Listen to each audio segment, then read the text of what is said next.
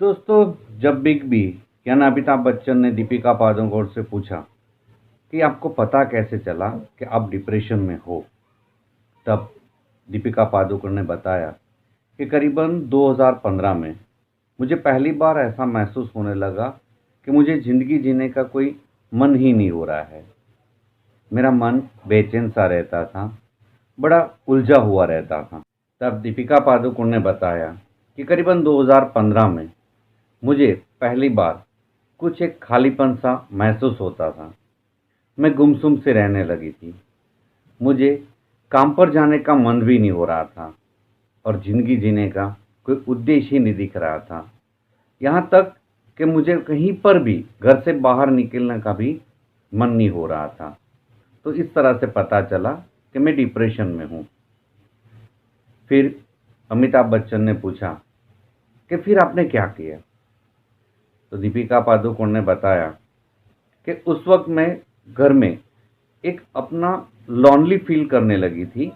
उस वक्त मेरे पेरेंट्स बैंगलोर से सीधा मुंबई आ गए और उसने बताया कि हम एक प्रोफेशनल काउंसलर की हेल्प लेते हैं। तो उसी सलाह के अनुसार हम मुंबई में एक साइकियाट्रिस्ट के पास गए और वहाँ खुलकर सारी बातें बता दी। साइकियाट्रिस्ट ने बताया कि ठीक है, इसके सेशंस लगेंगे और धीरे धीरे आप ठीक हो जाओगे। जैसे ही मेरे काउंसलिंग के सेशन धीरे धीरे बढ़ रहे थे और वैसे ही धीरे धीरे मैं वापस नॉर्मल हो रही थी, यानी कि मुझे वापस से सब कुछ अच्छा लगने लगा। मैं ज़िंदगी जीने लगी। जैसे ही मैं फिर से पूरी तरह से नॉर्मल हो गई, तब मैंने सोचा कि कई लोग मेरी तरह से ही पीड़ित हो सकते हैं, जिन लोगों को ये डिप्रेशन और एंग्जाइटी हो सकता है, तो मुझे उसकी मदद करनी चाहिए। और दीपिका पादुकोण ने उसके बाद 2015 के बाद ही तुरंत एक live love love foundation trust start कर दिया और लोगों की मदद करनी शुरू कर दी।